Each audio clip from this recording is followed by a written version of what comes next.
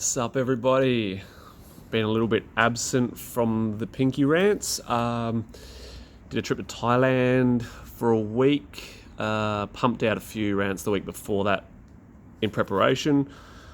Last week and this week, my focus has been on my fitness, so I've been doing a lot of running and workouts in the gym and stepped away from being in front of the phone a little bit more for some personal growth. But time to get back into them a little bit. Today's one I'd like to get onto, there's a little bit of ego stuff in it as well, but mainly how sparring affects your training and how sparring the right way and the wrong way can affect other people's training and their careers in general. So the old school way was hard sparring. Yeah, great when 10 fight max careers, which was probably all there was to expect back when I first started. 10 fights was a lot. If you said you had 10, it was like, whoa. The superstars at the time, Tibor Vermeers or something, was like undefeated at 12 and fighting for like world titles and stuff. Like, that was pretty big back then, that sort of shit. But, like, people are stringing together a lot of fights now. 60s to 100s is not uncommon in the Western world, which never used to happen. But the old school is still stuck there, still thinking hard sparring is the only way to go.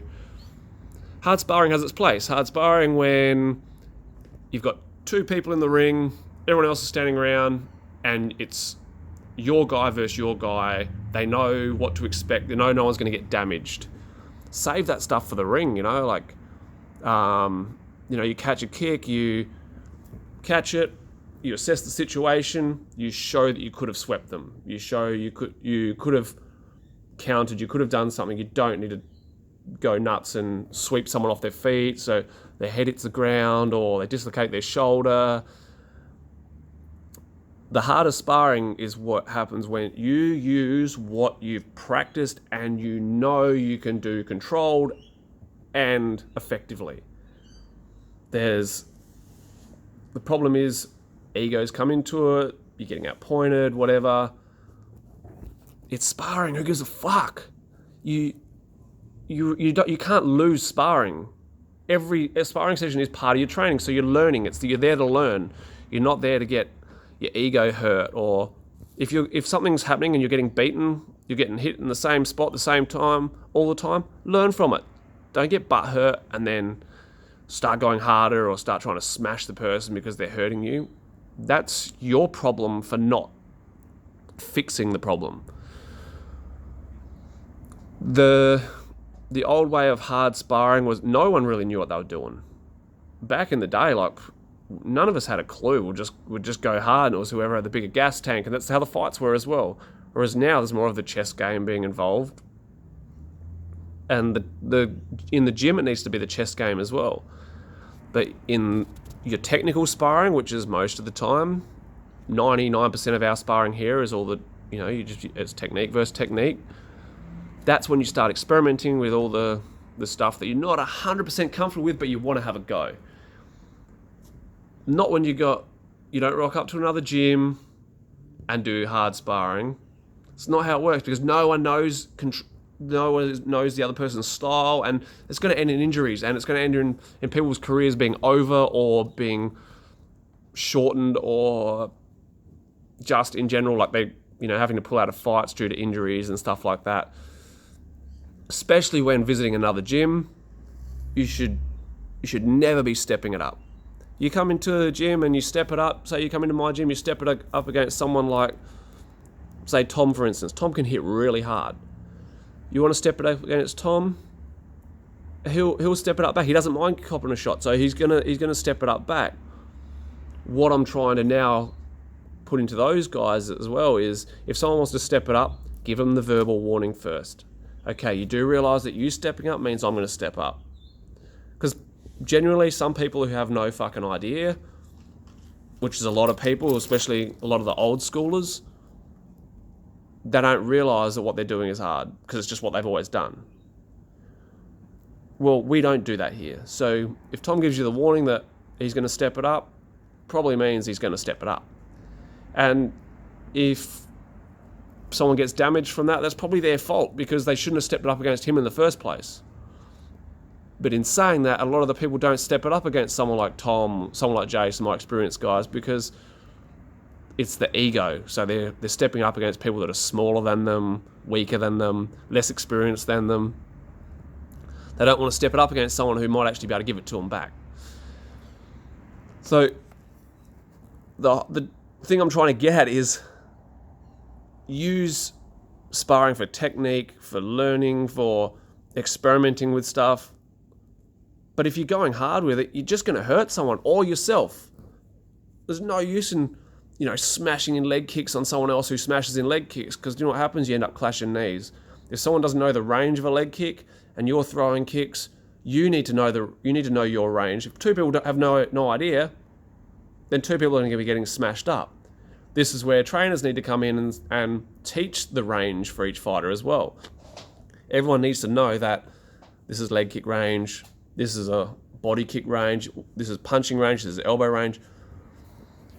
It also comes into with clinching. You go hard in clinching, if someone else starts stepping it up, then the ego kicks in, you end up getting hurt, or they end up getting hurt, or someone ends up getting butt hurt. It's not as simple as you go hard, I go hard. Because someone might know the techniques better, someone might be stronger than you, someone might be more violent than you, whatever it happens to be. Someone might just happen to be tougher than you. So you need to, when you walk into a gym, especially visiting someone else, or you're first starting to clinch with guys in a gym, know that you need to voice that, okay, we go hard at our gym, what do you do? Or we do this, what do you guys do? Or if you're part of an actual gym and you're trying to talk to, and you're starting to get into it, and voice it. Also, same from the other side. My guys like Tom, instead of just stepping it up, I've just had the chat with him today saying, okay, if someone steps it up against you, you tell them, okay, you do realise I'm going to step it up as well. So then they know that, okay, so stepping up against this person works. That person doesn't give you the little talking to. There's a fair chance they don't want to do the stepping up, which is good. I don't want anyone fucking stepping up, really. They don't need to step up the level of it. We spar how we need to spar to fight. So how we need to fight to have 60 fights, not how we need to spar to have 10 fights. So if you come in here and you're going hard, my guys will give you the talk. If it's still happening, I'm just going to ask you just to never come back, really. That's pretty much how it is. And I hope other gyms start taking this on as well. No gym needs to be sparring hard, no matter what you think, unless, as I said, the whole gym stops. You have two people going at it who both are experienced at sparring each other, so they know what they can get away with, they know their ranges, they know that sort of stuff, and you can actually watch over it. You know when it's getting too out of control. But even then, it's not flat out. It's, boom, they catch a kick. They see where it's at. Boom, there's no big sweep. You don't, I could have just swept you then. That's all you need to say. Or I would have just swept you, or you do the sweep action, whatever. Don't go nuts. That's pretty much it. And I'm glad, as far as my gym goes, we've managed to get rid of most of that. Like, it's, sometimes shows its ugly face sometimes. But coincidentally, it's hardly ever when it's my guy versus my guy. Unless two guys have discussed it beforehand, saying, all right, let's go a little bit harder.